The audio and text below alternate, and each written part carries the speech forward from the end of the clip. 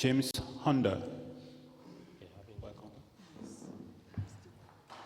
Sorry.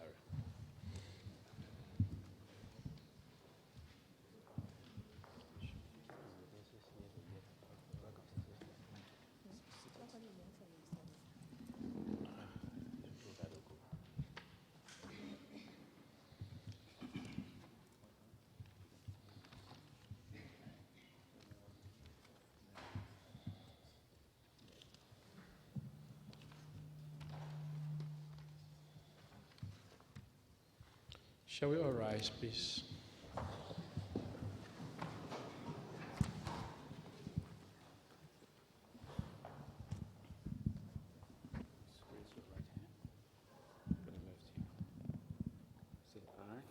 I, James Nyansi Hunder Sr., do promise that the testimony I have come to give to the TRC of Liberia is the truth and nothing but the truth. So help me God.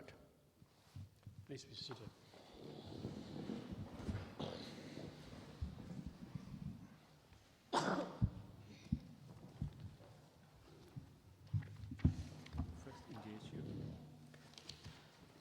Welcome and good afternoon, Mr. Witness. Good afternoon, sir, ladies and gentlemen. Thank you. We are pleased to receive you at the TRC and are encouraged that you could take time off your busy schedule to come and share your experience with the people of Liberia through the TRC process as a way of contributing to our search for lasting peace and reconciliation in our country. The TRC was established to provide a forum where Liberians can review the past in a hope that we can establish the truth of what happened, and by that we can understand the root causes of our conflict and together find a way forward. It's in that spirit that we welcome you and say that we'll introduce the commissioners to you. We'll ask a little bit about yourself, and then you proceed into your testimony. For the benefit of our records, can you confirm your full name again? My full name is James Nyansi Hunder Sr. Your date of birth, please. My date of birth is April 25, 1950. Occupation? Law enforcement. Where do you reside in the U.S.? I reside at 1516 Emerald Street, Winston-Salem, North Carolina. When did you migrate to the U.S.? Sir? When did you migrate to the U.S.? I left Liberia April 12 of 1985. I arrived here April 13 of 1985. Thank you. And I will now introduce the commissioners. At your immediate right is Commissioner Sheka Fumakone, Commissioner Per Brambu, Commissioner Gerald Coleman, Commissioner Gedeh Dorope. At my immediate right, Commissioner Massa Washington, Commissioner John Stewart, Commissioner Umun Sila, and I'm Jerome Voidier. We say thanks and welcome once more. You may now proceed with your testimony. Thank you, Mr. Chairman and members of the Commission. I'd first like to start by expressing my thanks and appreciation to the Commission and to the Advocate for Human Rights and all the supporters and sponsors of this great historic event for such a great opportunity being afforded us to come and share our experiences, both personal and otherwise. I also want to say that we are thankful for this opportunity for allowing us to confront our past with the hope that through this opportunity we'll be able to have a better tomorrow for Liberia and Liberians. If you will, I do have a prepared statement.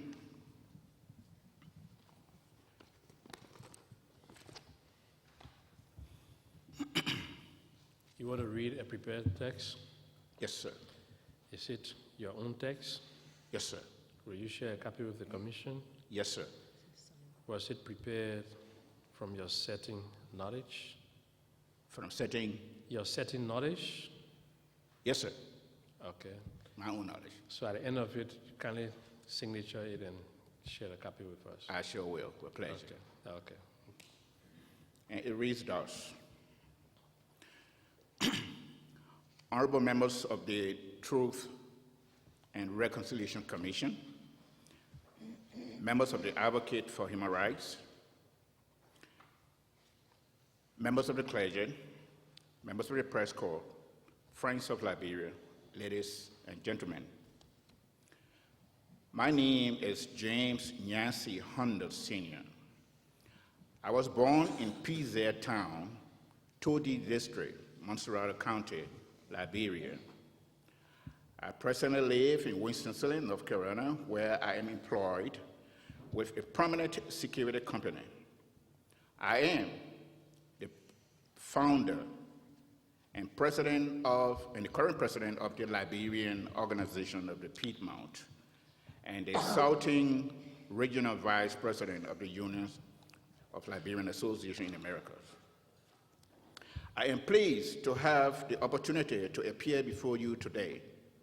I hope that this statement about my experiences, about the experiences of my family, and the experiences of my fellow Liberians is of value to the Commission in its very important work to bring unity and healing to our nation. The events that have brought us all to this point had its roots long before the race riots or the coup of 1980. I was a child of about 5 years old during the 1955 political crisis in Liberia, known as the plot that failed, which took place under President Tubman. During this saga, my father was a supporter of Gedeh Communication, a Tubman rival and a clan chief in Todi District. My father was Bodua Hunder, also known as PZ. I may add that my father, Bodua Hunder, got that PZ name from his affiliation and constant trade relationship with the famous PZ store at the time. He used to sell coffee, cocoa, and things to them. So he became known as PZ. So yes, that became very popular.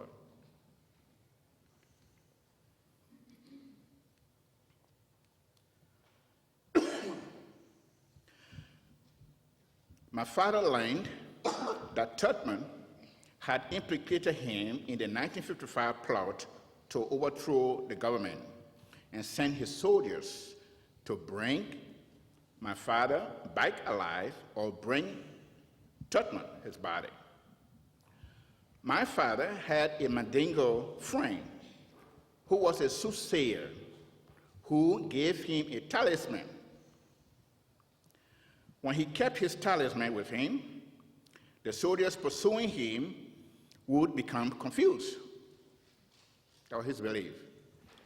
One day, my father was sitting on his porch when soldiers came into the village, grabbing chickens, food, animals, and things. The soldiers came and asked where PZ Hunder was, my father pointed to his left and said he went that way. The soldiers, supposedly under the influence of the magical talisman, became confused, and my father was not harmed that day.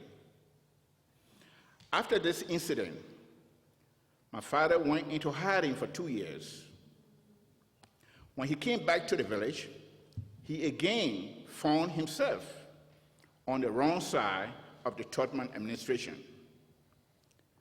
My father was related to Paramount Chief Panak Goba, who happened to be a Tubman supporter.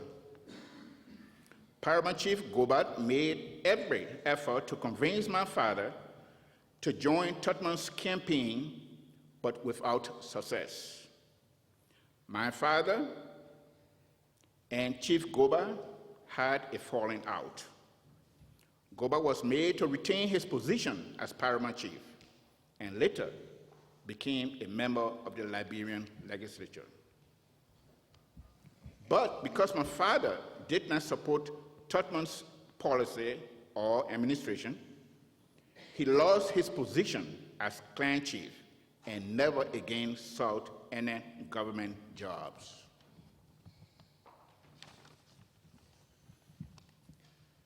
My father was very impressed by the soothsayer's magical power, which he credited for saving his life.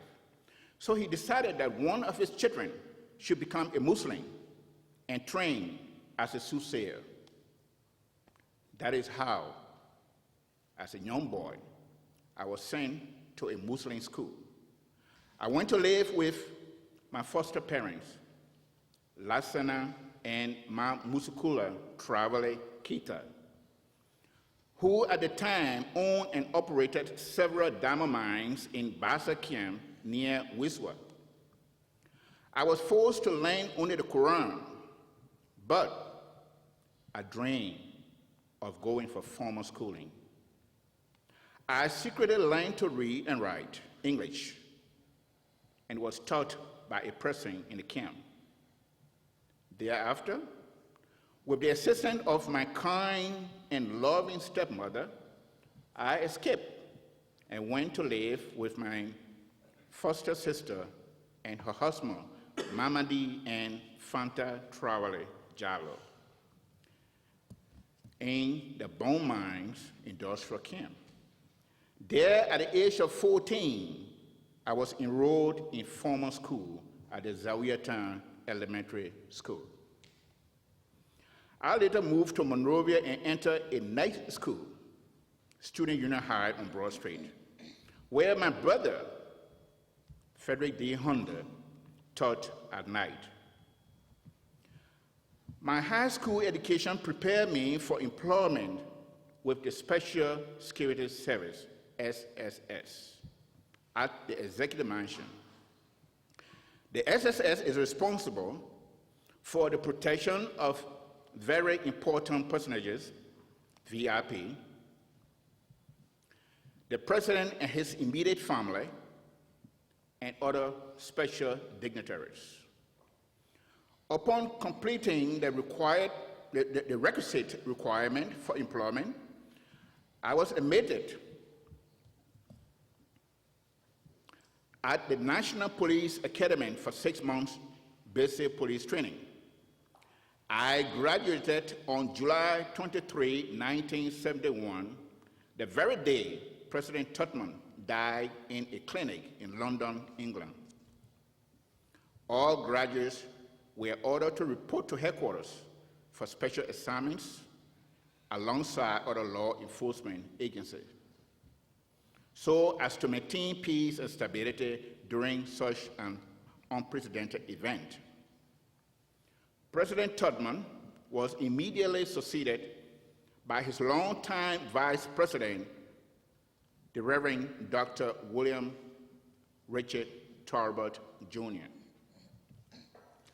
Upon completing 6 weeks VIP training course in Sester Village in Congo Town, near Monrovia, I was fully assigned to the SSS.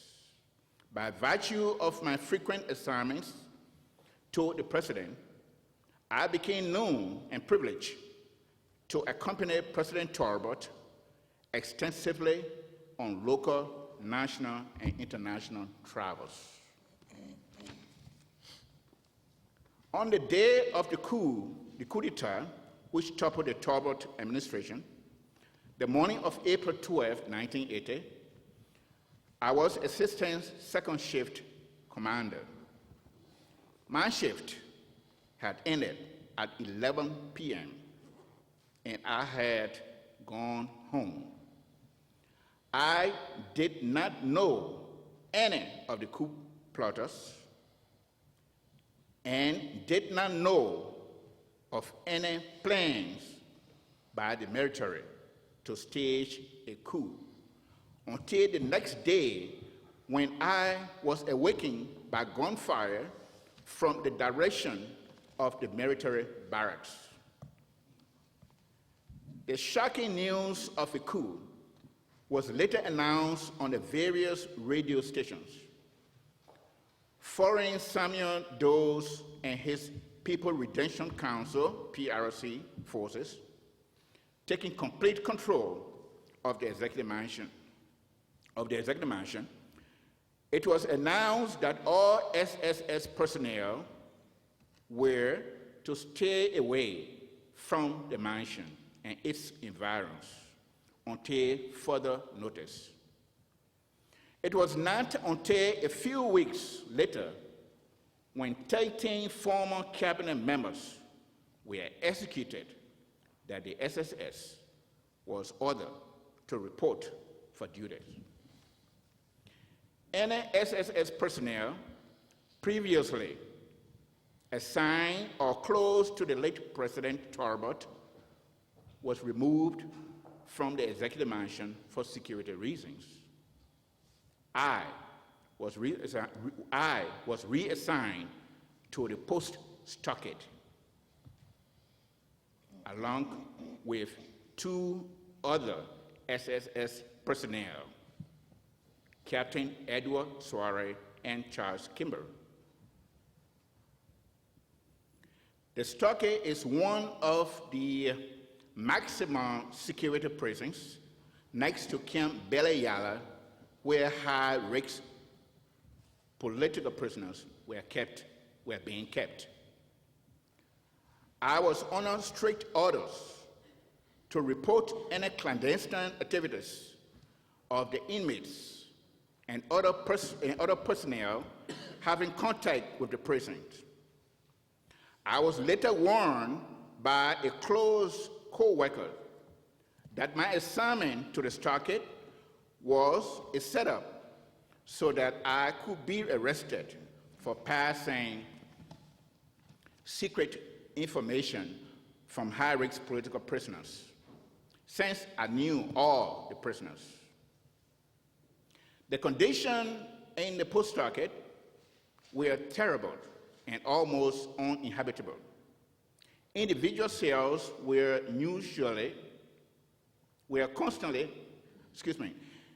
individual cells were often overcrowded, poor sanitation, verbal and physical abuses were the norms. The soldiers used constant harassment and intimidations to force the prisoners to demand money from their family members, which they would often not receive.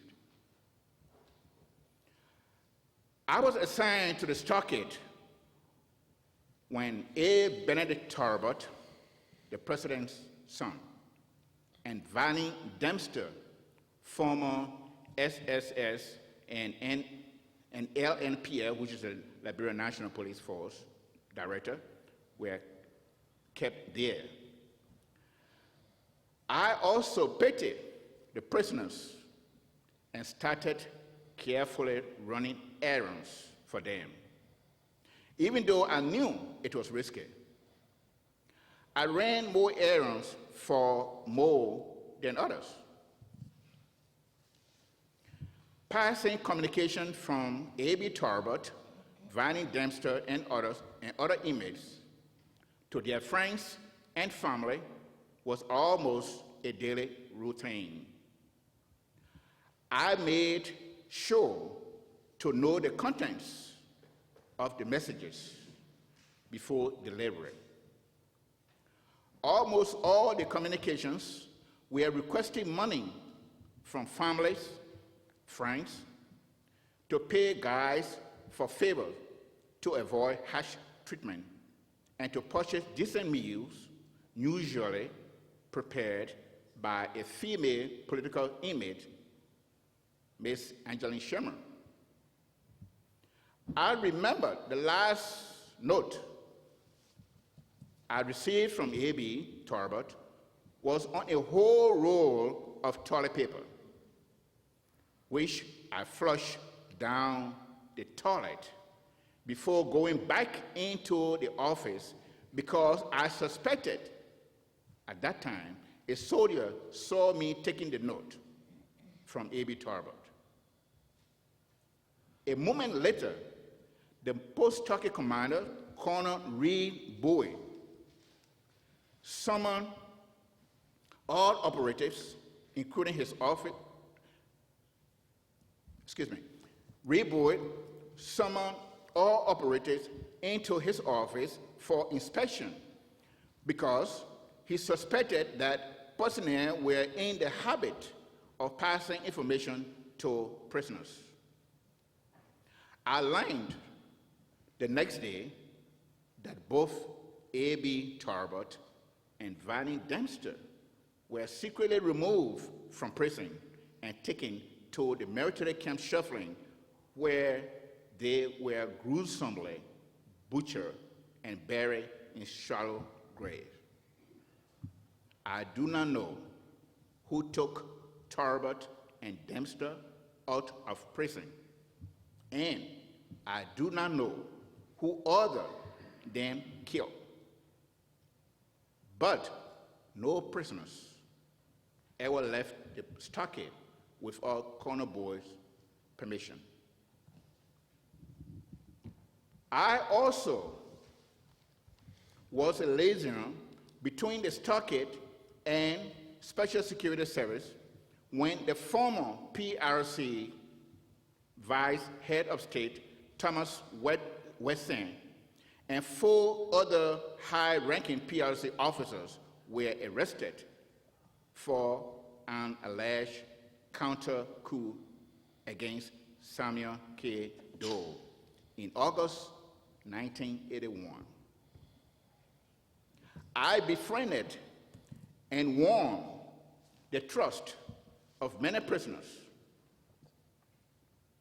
I would start up conversations with prisoners for the purpose of obtaining any verifiable information detrimental to state security. But not once did anyone ever admit, reveal, or indicate any signs of involvement in any attempt to topple the Doe government. My assignment was to clandestinely seek and report to President Doe through the SSS director any information detrimental to the PRC government. Like others, I frequently spoke with former PRC Vice Chairman Thomas Wesson. One night, Wesson asked me if I would do him a favor and if I was brave enough to deliver a message to CRC Doe. I replied that I would. Wesson said that he had a message for Samuel Doe. Quote, "Tell Doe, if he causes my blood to be shed, he's going to pay in worst manner," unquote. Quote, "I did not wrong him. I did not go against him, and I never planned with anyone to kill him. So, if he ends my life, his blood will be shared or worse.